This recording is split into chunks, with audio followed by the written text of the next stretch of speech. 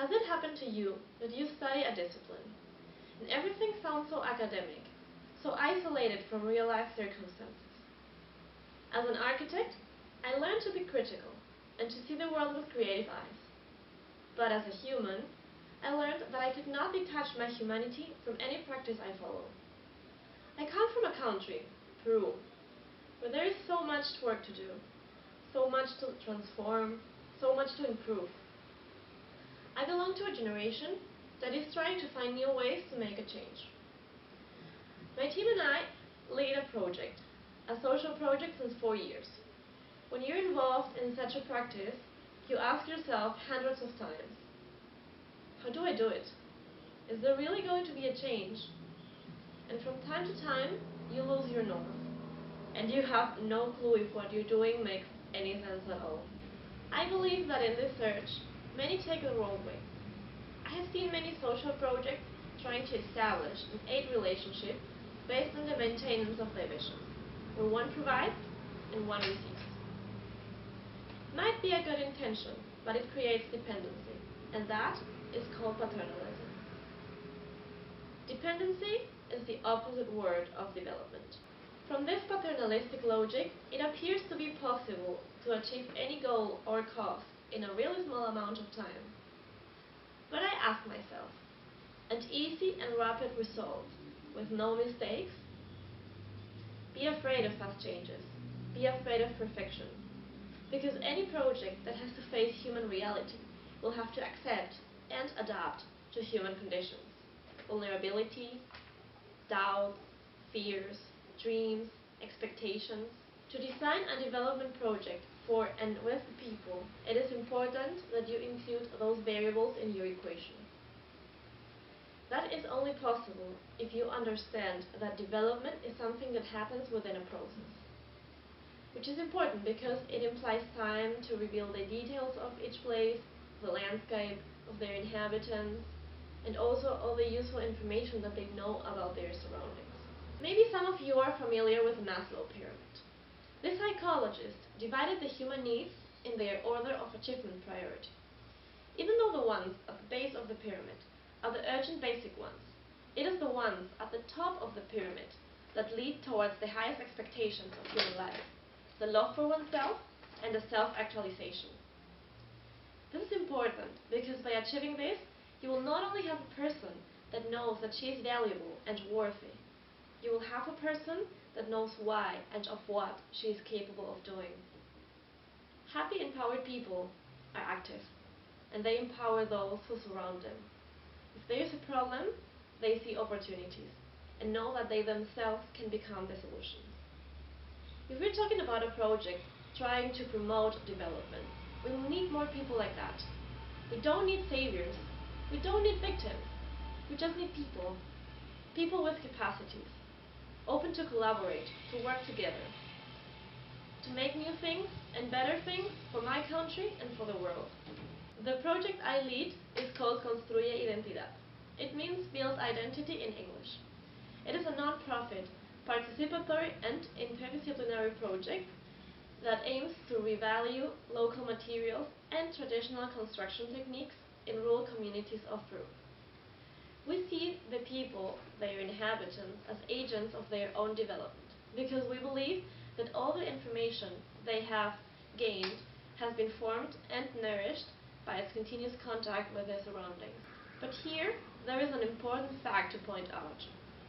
People are not sitting around thinking they want or need self-actualization. Within this beautiful organization, my team and I have developed a timeline to assure this process in every project we do. First of all, make a respectful approach. Identify, learn, recognize and be recognized. Continue testing knowledge and wake up interest. Then, build collective infrastructure and assure a replicability projection. Finally, put attention to tracing and evaluation. Inside this, we have learned some tips. Make sure that you know your collaborators, that your intentions are aligned. You also have to respect the organizational structure of the human group you're working with. Be patient, be tolerant, because sometimes the work rhythm of the people you're working with might not be like yours, but it it doesn't imply better or worse. It is also important that you understand the roles and activities of the people. Ask yourself, what do kids enjoy to do? What are women good at? What are men open to learn? What do elders know that you don't? Also, use human language in your explanations. Invite them to join the work. You also learn that it is important to show interest and equality by getting involved. That also means leaving time to celebrate together. You also learn that you have to respect, but also be respected, because that is also an important component of the horizontal work we are trying to achieve. There's something important here. You don't have to be afraid of being vulnerable, because you won't lose respect by having fears or doubts. You will gain respect by being humble, and they will easily approach you as a human. It is important to know that small steps make huge impact. When we're talking about building, when we're talking about learning and exchanging, and when we're talking about building trust. Here there's something beautiful that I'd like to point out. Creativity is an expression of the human soul. If you use creativity in your process to make a collaborative project, you will be having a tool that allows people to be put together at the same level, because there is still no hierarchy associated to that concept. It brings integration and trust. Let's go back to the questions from the top. How do I do it? Is there really going to be a change? When you collaborate, you can answer these questions together. Suddenly, the weight is not on your shoulders anymore. Everyone is responsible. And when everyone is responsible, everyone has to think, everyone has to take care, everyone has to be aware, and everyone enjoys and feels personal about the result. I want to show you something. He is Carlos Zárate, former leader of the native Ashaninka community of Alto Sondoveni, located in the central rainforest of Peru. We worked with him for 1.5 years, and this is what he sees every day. He is Cayo Hualpa, member of the Communal Assembly of Patalá in the central Peruvian highlands, and this is where he wakes up every morning. He is Mauro Vidaurre, conservation leader and volunteer ranger of the historical sanctuary of the Pomac Forest in the Peruvian north coast, and this is what he calls home. According to the World Bank, these people are defined as extremely poor. That definition alone resigns them to be seen as if all their humanity was reduced to being in need. Imagine you're a professional and you arrive to one of these places to make a project. Would you have the guts to say you know better, that they know nothing?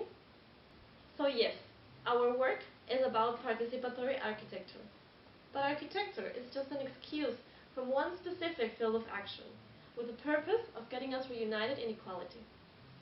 If we get concentrated in the process, and we can use collaborative creations to promote human self-actualization. So next time you hear someone say, the statistics define these people as poor, I beg you to remember what landscape they look at when they wake up every morning, what air they breathe in their everyday routine, and how connected they are to the nature we believe to understand and protect. If we don't want to face the fact that there is more than our eyes can see and our mind can understand, then there is no way we can make a change in this world. Because at the end of the day, if behind these faces we can only identify religions, races, genders, colors, we will lose the chance to feel the happiness of seeing them and you as nothing else but beautiful human beings. Thank you.